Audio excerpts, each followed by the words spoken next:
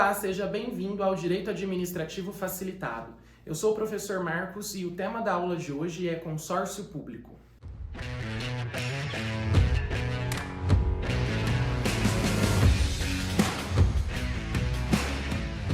O consórcio público é uma entidade interfederativa, ou seja, é uma pessoa jurídica criada apenas pelos entes da federação, na forma da Lei 11.107 de 2005 e objetivando uma relação de cooperação para alcançarem um determinado interesse em comum, com personalidade jurídica de direito público ou de direito privado, sem fins econômicos.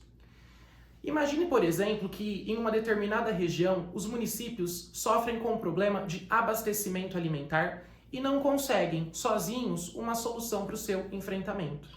Nesses casos, o município poderia criar, por exemplo, um consórcio público e promover uma gestão associada entre os respectivos entes da federação, buscando resolver esse problema que possuem em comum.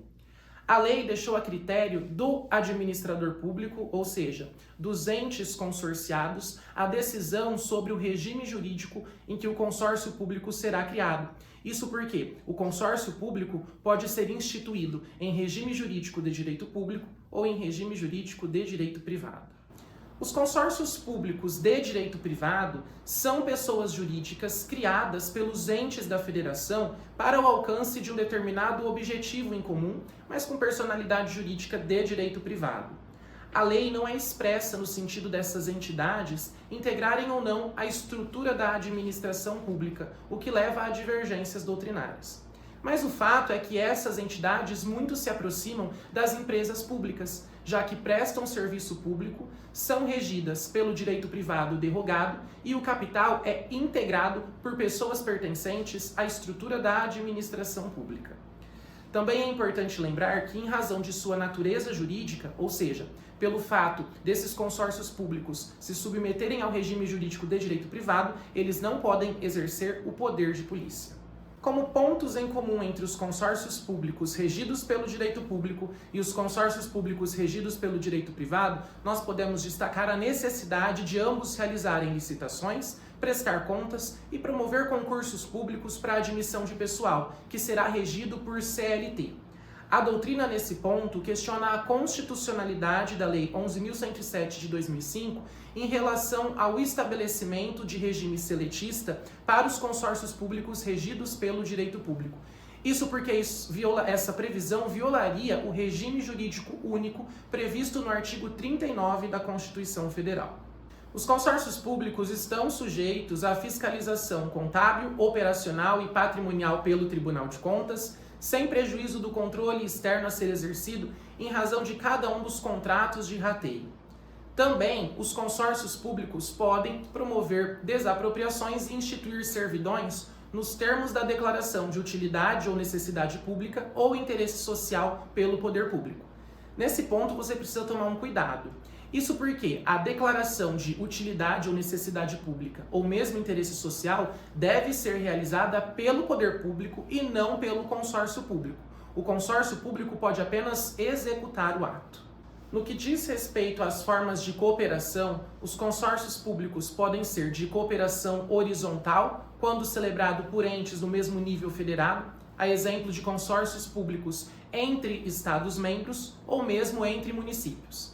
Mas os consórcios públicos também podem ser de cooperação vertical, quando envolvem mais de um ente federativo de nível diverso da federação. Por exemplo, um consórcio público formado entre estados e municípios, ou entre a União e estados, ou ainda entre a União, os estados e os municípios. Notem nesses casos que a União só estará presente nos consórcios públicos dos municípios, que envolvam os municípios, se todos os estados de todos os municípios consorciados também se fazerem presentes. Como se trata de uma cooperação, os entes consorciados ou com eles conveniados podem ceder aos consórcios públicos servidores na forma e nas condições previstas na legislação de cada um. Também, através de um contrato denominado contrato de rateio, os entes consorciados se comprometem a fornecer recursos para a realização de despesas do consórcio. Apenas devem tomar cuidado porque caracteriza a improbidade administrativa a celebração de contrato de rateio sem dotação orçamentária suficiente, nos termos do que dispõe o artigo 10, inciso 15 da Lei 8.429 de 1992. Outro contrato importante no âmbito dos consórcios públicos, sejam eles regidos pelo direito público ou pelo direito privado, é o contrato de programa, por meio do qual são estabelecidas e reguladas as obrigações de cada ente federativo e sua respectiva estrutura de administração indireta com relação ao consórcio público. Para a criação de um consórcio, é necessário, em primeiro lugar, a subscrição de um protocolo de intenções, ou seja, o estabelecimento de cláusulas que indicam, por exemplo, a denominação, finalidade, prazos de duração e mesmo a sede do consórcio público. Esse protocolo de intenções deve ser publicado na imprensa oficial, mas não vincula ainda o ente federado. Isso porque ele apenas estabelece as cláusulas caso o ente venha a participar do consórcio público.